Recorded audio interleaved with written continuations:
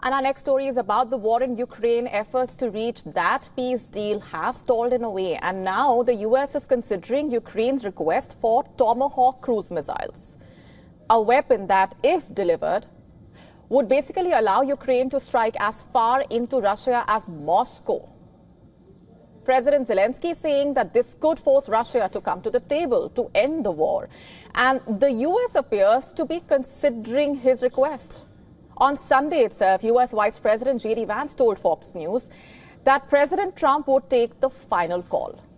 And later that day, Trump's special envoy for Ukraine, Keith Kellogg, confirmed, saying, I'm quoting, there is no such thing as sanctuaries, quote unquote. Now, this is Russia's so-called red line, remember, and President Putin has long warned the West against provoking Russia with long-range weapons. And Moscow responded on Monday by asking if, should Ukraine receive Tomahawks, the US would also provide targeting data. Tomahawk missiles have a range of around 2,500 kilometers. And if Ukraine does receive them, Moscow would fall within the reach, and a move that Russia is likely to view as a significant escalation. In the past, the US has refused Ukraine's request for long-range striking capabilities, first under President Biden and more recently as discussed under President Trump. In fact, Trump has said he wants to push both sides towards peace and has expressed frustration over what he calls Putin's reluctance to negotiate. But then would he risk crossing Moscow's so-called red lines? Like we said earlier, according to the US Special Envoy to Ukraine, it's a yes in a way. In a separate interview with Fox News, Keith Kellogg said, I'm quoting here, I think reading what Trump said and reading what the Vice President has said, the answer is yes. Use the ability to hit deep. There are no such things as sanctuaries, quote unquote. Russia, meanwhile, raising its own set of questions on Monday.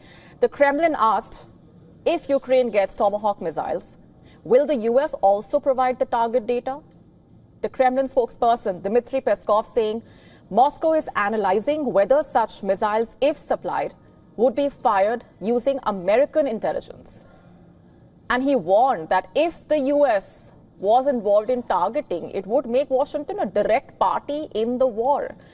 But Peskov also tried to downplay the threat, calling Tomahawks no magic weapon that can change the situation on the front lines. Ukraine, however, is pushing hard. Zelensky has even asked the US to sell Tomahawks to European partners, who could then pass them on to Kiev.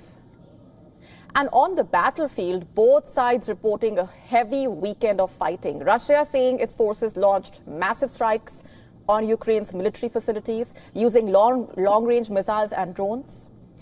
And it claims to have destroyed hundreds of Ukrainian drones. Ukraine saying its defenses intercepted most of them, shooting down over 600 drones and missiles. The Ukrainian army also reporting 173 combat engagements in just one day. And even as the war rages on, President Zelensky is calling for a new strategy, basically, a joint aerial defense shield built with European partners. And he says if Russia loses the ability to strike from the skies, it will be unable to continue the war.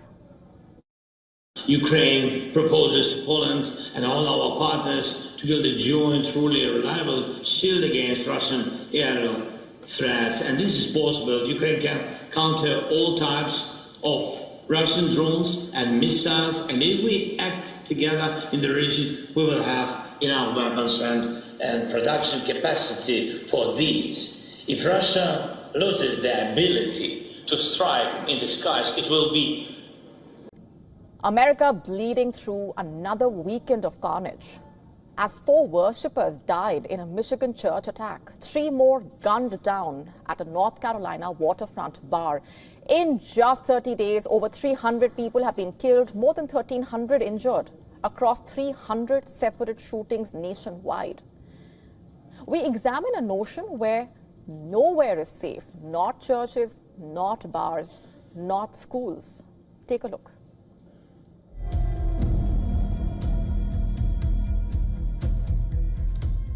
The The death toll keeps climbing, and America cannot look away. Sunday morning worship turned into a massacre in Grand Blanc, Michigan. Thomas Jacob Sanford, a 40-year-old Iraq War veteran, rammed his truck through church doors before unleashing assault rifle fire on hundreds of worshippers. The church also set ablaze in the deadly attack. The incident that we're going to talk about here today, as I said, was happened at 10:25 a.m. at the Church of Jesus Christ of Latter-day Saints, which is located at 4285 McCandless Road. During this incident, what we know right now is that a 40-year-old suspect from Burton, he's a male, he drove his vehicle through the front doors of the church. He then exited his vehicle, firing several rounds at individuals within the church.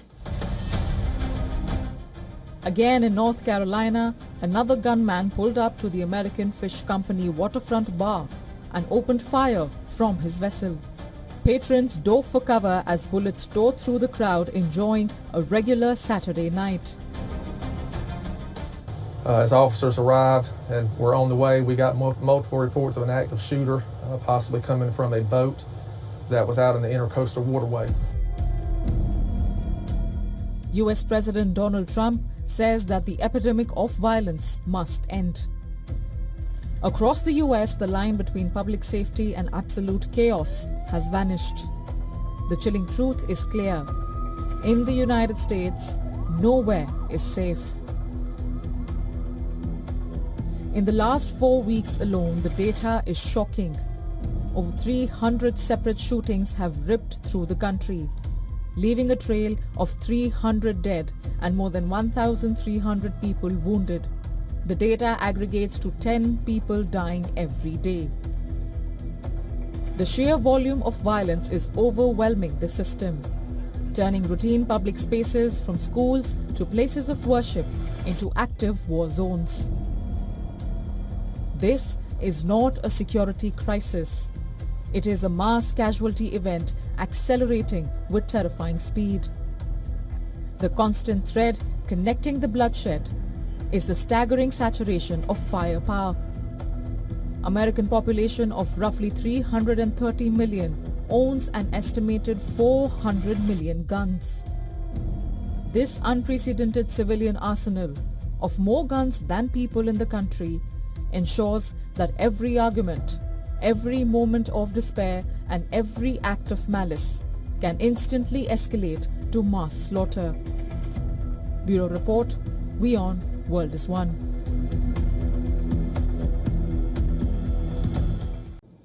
Shifting focus for now, Europe's old guard is cracking. Sweden is the latest pushing for atomic power. War clouds gathering as the unthinkable is unfolding. More and more European leaders now mulling acquiring nuclear weapons. The question is, how will the continent even cope up when even the most peaceful nations brace for atomic warfare?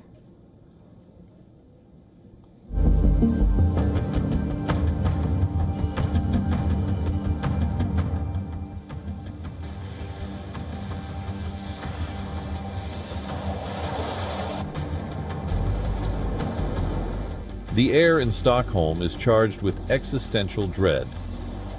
Sweden is now facing its moment of truth. Sweden is talking nukes.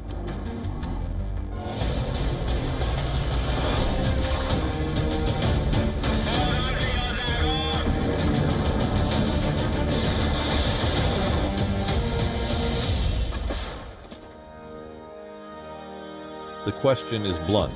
Is the NATO commitment enough, or must Stockholm pursue the bomb itself?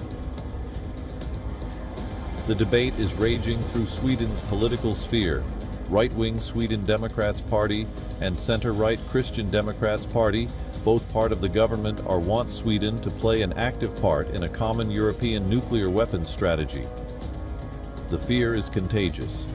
Across Europe's eastern flank, the rhetoric is escalating. Nations like Poland are openly questioning the depth of the American security guarantee, given the rapid policy changes under the Trump administration.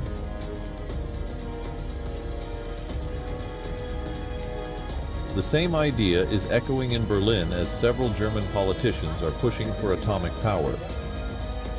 Germany wants Britain and France must step into the breach if Washington falters. But again, the question stalks. Can France or the UK extend a genuine nuclear umbrella for Europe?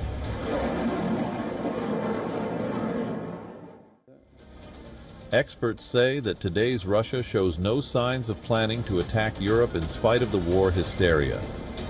For many European nations, the stakes are existential. The shifts are abrupt. Nuclear complacency, long assumed dead, breathes again. Small powers once reliant on U.S. protectors now ponder armament.